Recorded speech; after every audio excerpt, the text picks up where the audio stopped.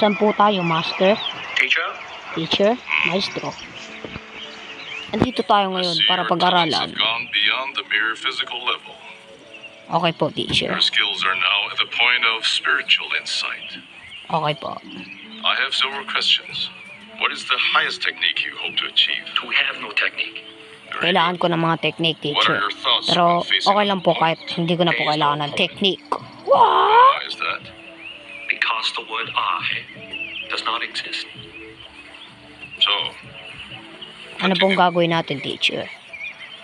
A good fight should be like a small play, but played seriously. A good martial artist does not become tense, but ready. Why we need martial arts for me, teacher? Ready for whatever Ano might pong come. kailangan namin? When the opponent expands, I contract. When it contracts, I expand. And when there is an opportunity, I do not hit. It Kamaulang hits po all ang by aking itself. kalakasan at tigas ng katawan. you must remember Kaya the kaya mo yan enemy has gawin. only Basta. images and illusions, Okay po.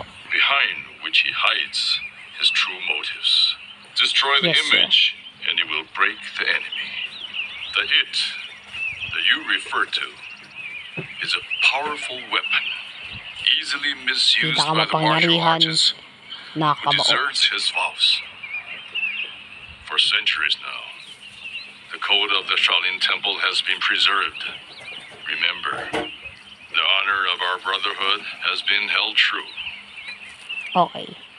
Tell me now the Shaolin Commandment number 13.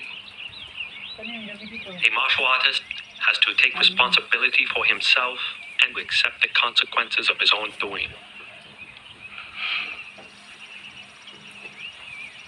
I'm ashamed to tell you now, among all the Shaolin men I have taught, there is one who has turned the ways of knowledge and strength to his own base ends. He has perverted all we hold sacred. His name is Han. In Pangalan niyo defiance po of ay all Han? our beliefs, Okay po. he has brought disgrace to the Shaolin Temple. So, it is now for you to reclaim our lost honor. Yes, I understand. There is a man here. You will go to him. Okay, maestro.